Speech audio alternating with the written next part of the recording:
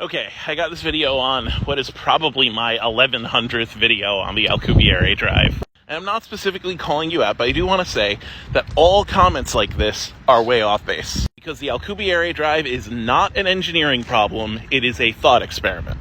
And I think instead of going over why the Alcubierre drive won't work again, I think I should explain what the purpose of physics thought experiments are. And I do that through video games. Let's talk about The Sims. An engineering problem is like actually playing The Sims. Anything you want to build or create has problems of resources in The Sims being limited.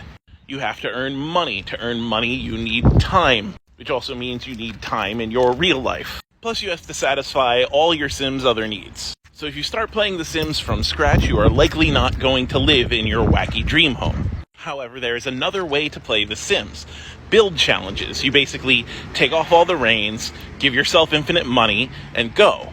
Now you can build whatever house you want. And the question becomes a lot less, how do I make these resources, or how do I do it feasibly while playing the game, and a lot more, is this even possible within the game itself? That's like a physics thought experiment. In a physics thought experiment like the Alcubierre drive, basically you're imagining someone playing the universe on God mode.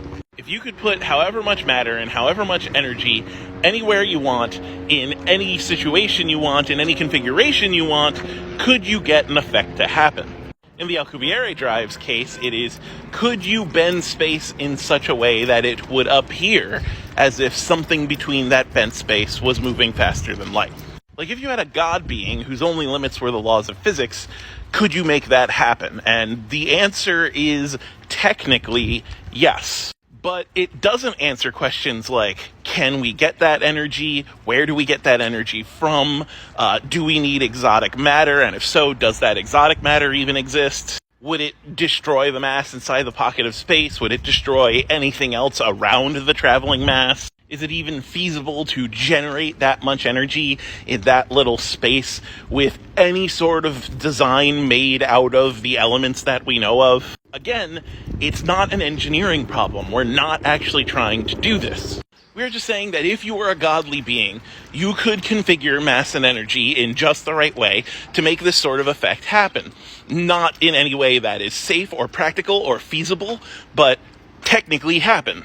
Is a way to explore our physical laws. It's not a way to build a starship. There's no guarantee that it ever has happened or will happen or even can happen. It's just that the laws of the universe don't explicitly forbid this specific type of behavior from happening. That's all.